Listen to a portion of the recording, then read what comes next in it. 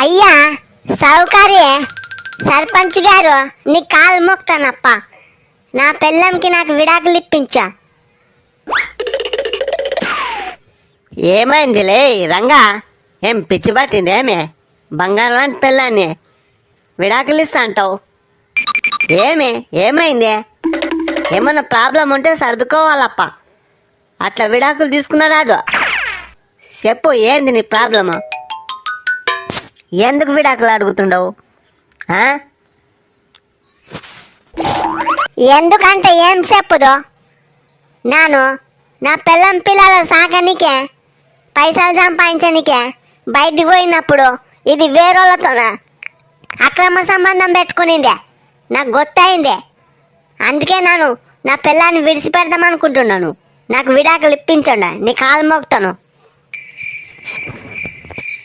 సర్పంచ్ గారు, నాకు అలాంటి బుద్ధులు లేవు. నా మొగుడు అన్ని అబద్ధాలు చెప్తాడు. ఏమి నీకు గుర్తులేదా నా నెసంటు దాన్నో?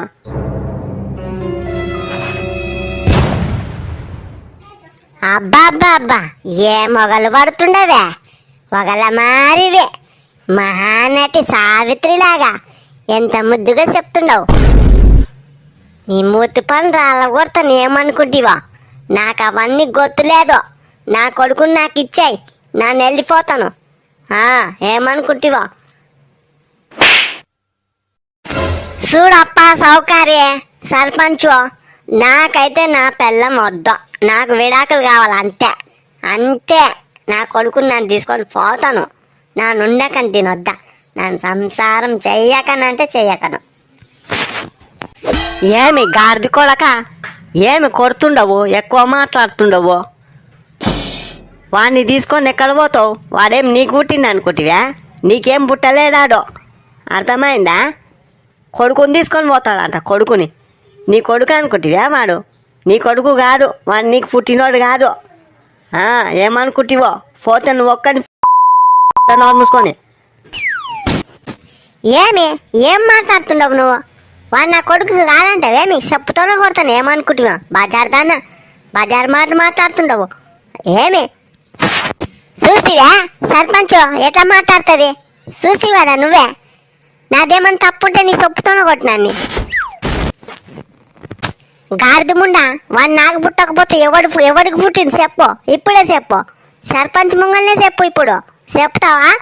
గొంతు పోతున్నా, చెప్పు.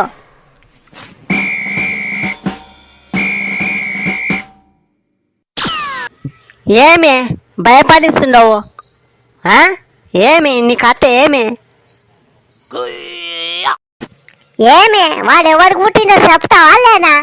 సర్పంచ్ దగ్గర పోయి నిలబడితే ఏమన్నాను అనుకుంటే? చెప్పు. వాడు ఎవరికి పుట్టింది ఇప్పుడు చెప్పాలా? ఏలే తిక్క కొడక, చెప్తాను చూడు. ఏం పిక్కుంటావు పీకో. వాడు ఈ సర్పంచ్కి పుట్టిడే. అవ్వు, నాకు ఈ సర్పంచ్కి పుట్టినోడు. అర్థమైందా?